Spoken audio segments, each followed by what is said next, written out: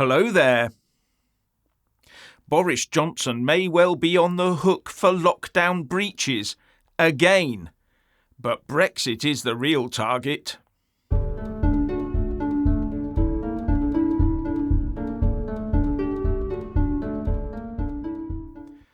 So the police are investigating Boris again over lockdown breaches.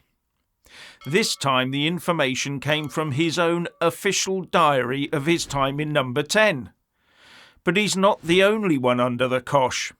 Suella Braverman has come under fire for a speeding ticket and her alleged attempts at something underhand with a speed awareness course. But that has now been dropped by the Prime Minister this morning, and there'll be no investigations for her. She stays as Home Secretary until the woke civil serpents can find something else on her. Oh, they have. It's claimed they had to fact-check her statements to Cabinet up to 6 times. Wonder what that'll lead to. The Westminster blob is really gearing up, isn't it? Now back to Boris. As I understand it, that diary would have been compiled by his diary secretary to show the timings of official and personal visitors at both number 10 and Chequers, but nothing about what took place.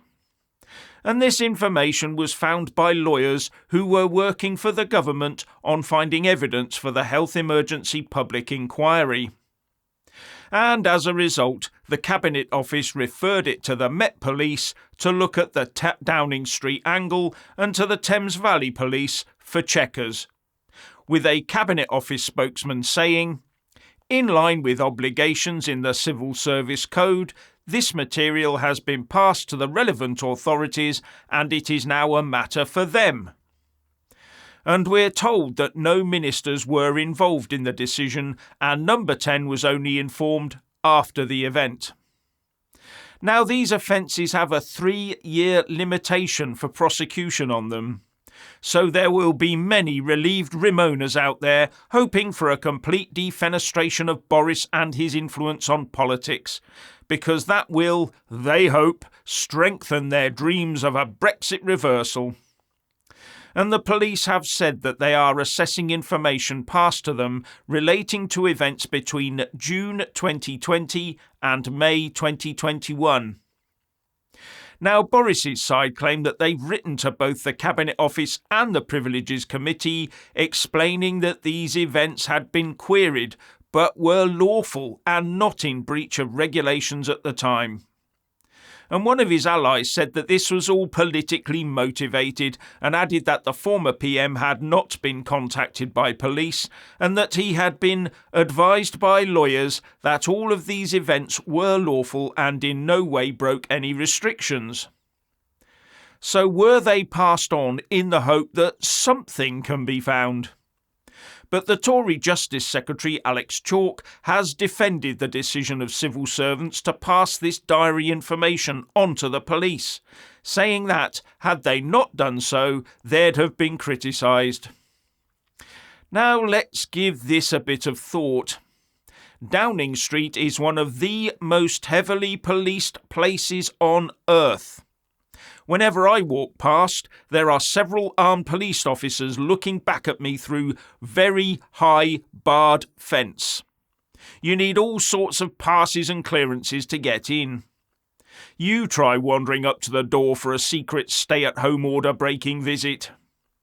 And inside the place there are, we are told, hundreds of civil servants beavering away. And during the height of the crisis, they would have been supposedly extremely fearful of being afflicted by the disease themselves. And no one picked up any risks from these visits at the time. So how serious could it have been? And if the police do decide to take any action, it won't just be Boris in the frame, it will also, one assumes, be those who visited him. And what about all the security logs for people going in and out of the place, etc.? Now, one assumes these lawyers looking for info will also be looking at official diaries for number 11 as well. Will Rishi be next? For his part, Boris Johnson has now threatened to sue the government over this latest referral to the police, with one unnamed friend reportedly saying that it appears the Cabinet Office has written to the Privileges Committee claiming that these events constitute lockdown breaches. That is not true, and it is seriously defamatory. And a spokesperson for Boris said, "The assertion by the Cabinet Office that there have been further COVID rule breaches is totally untrue.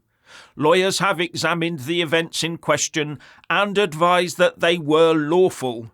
No contact was made with Mr. Johnson before these incorrect allegations were made, both to the police and to the Privileges Committee.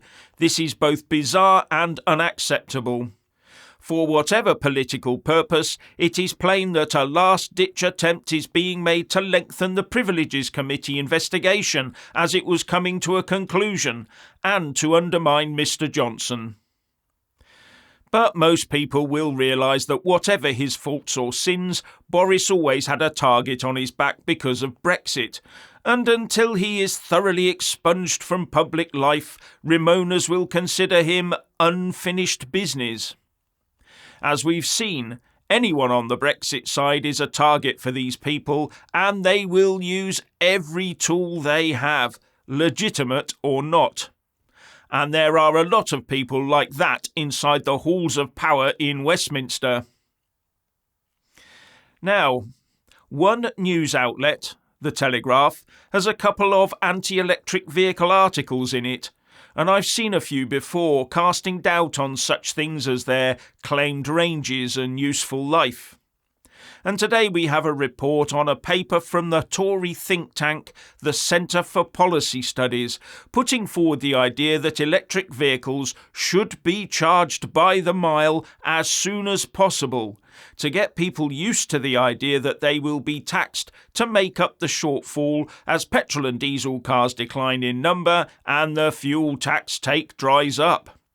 A story that could put people off buying one, maybe.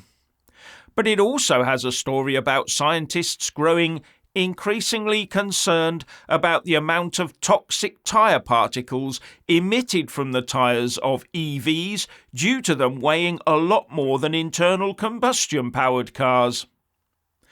But I'm not sure this is just about EVs. I think this shows a more general direction of traffic, so to speak, where general car ownership is concerned. Once the establishment has delivered the coup de grace to internal combustion engined cars, then EVs will be targeted, with stories about carcinogenic dust-emitting tyres and how much energy is taken to make them. And that's when we'll be bombarded with the stories of child labour digging the battery elements out of the ground by hand. And we must be taxed heavily for all of this. And with carcinogenic dust-emitting tyres, they must be excluded from the ever-expanding clean air zones. You can see it coming from a mile off.